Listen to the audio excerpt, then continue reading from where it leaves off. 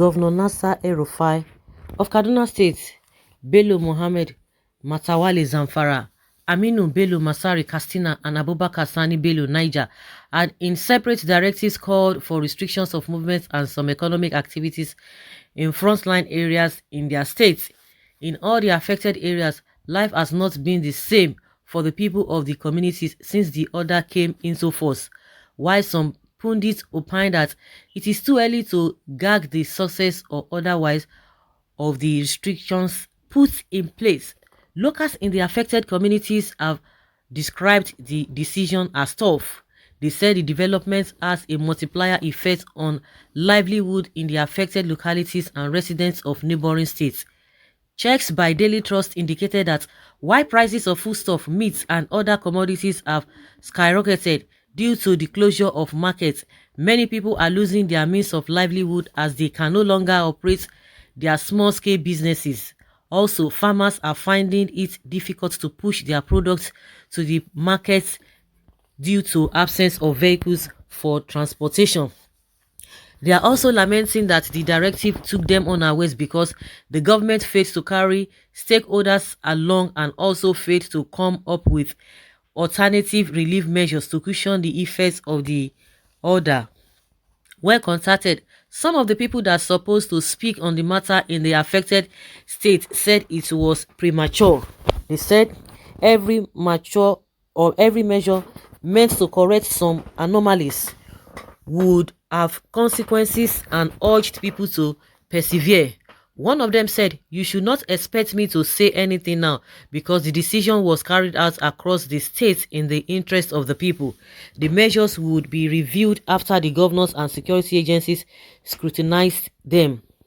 In Katsina, residents lamented that negative effects of suspending many economic activities were visible despite that the decision was in their best interest. A resident Power village in Kankara local government area who pleaded anonymity said the measures had left the residents stranded. Many people in the rural communities rely on motorcycles as their means of transportation. So with these stringent measures, people are already suffering. We have no doubt that the measures are in our interest, but the government has failed to take other measures to cushion the effects of the areas most affected, he said. Malam Ibrahim Faskari, a resident of Faskari local government area, who is taking refuge in Mabai village of Kankara local government, said one of the measures that have serious negative effects on our people is the closure of cattle markets because in most cases, cattle rustlers are not the ones that bring cattle to the market as they have associates that are recognized. What the government should do, in my opinion, is to work with the vigilante people in the affected areas because they know those who associate with cattle rustlers so that they can identify and fish them out. The outright ban will endanger those who were selling their cattle due to fear of rustlers because bandits can attack them and take their animals away as the owners cannot take them anywhere again. Also, on the issue of banning means of transportation, particularly motorcycles, the government should remember that there are emergency health needs that can come up at any time. What would people do in such circumstances? So you can see that the measures, no matter how good, have a lot of negative effects the government needs to look into. A resident of Shimfida also said, "As we speak with you, we are with some displaced persons from Gobi in Zamfara state. 2 days ago, bandits sacked their village and carted away foodstuff and petrol. We believe these new measures will yield results, but the problem is that government should have developed enough security personnel to patrol the affected areas in anticipation of these consequences, but that was not done. If that is done, the people of the rural areas would have assisted them with some intelligence reports to help them do their work. As we speak, Gobi in Zamfara is completely deserted, and from what they are saying, the bandit leaders have met and decided that they will not give the rural communities in Zamfara and Katsina state a breathing space because the measures were taken in their favor.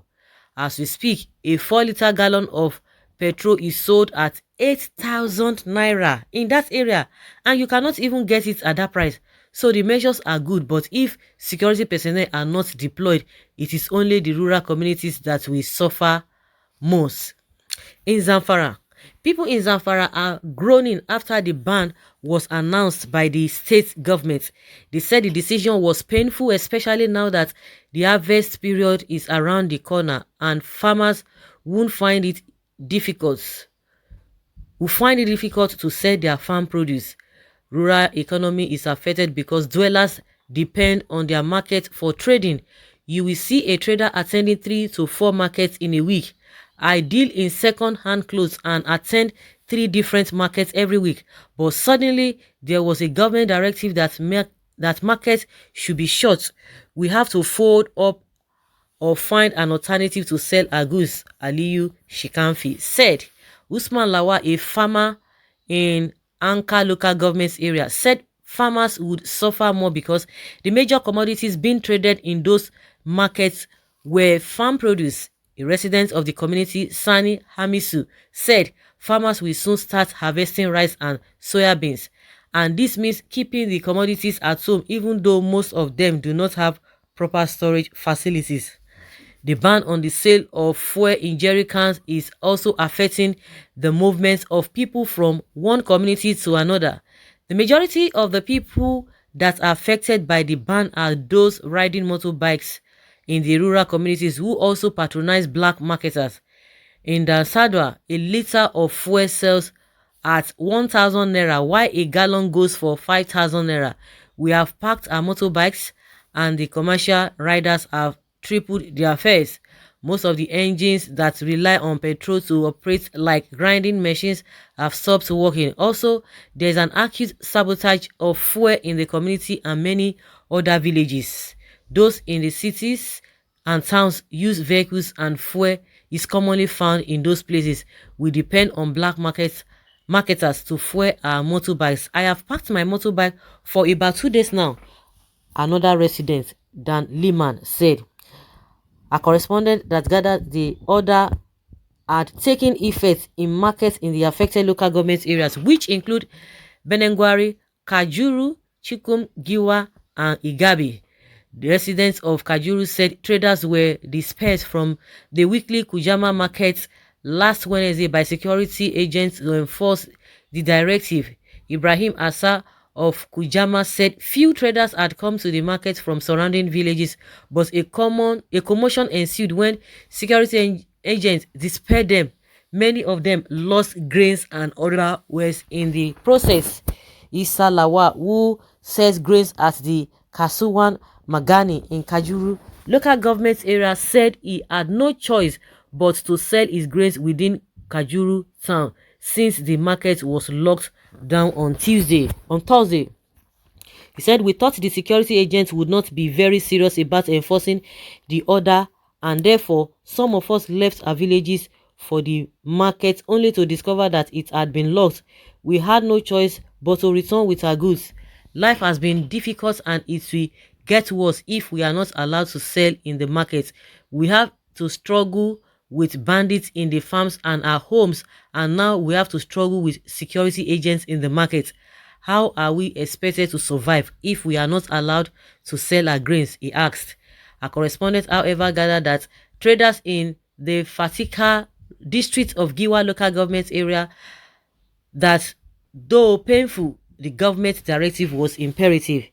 Idris Leah said, we are suffering, but there is nothing we can do about it.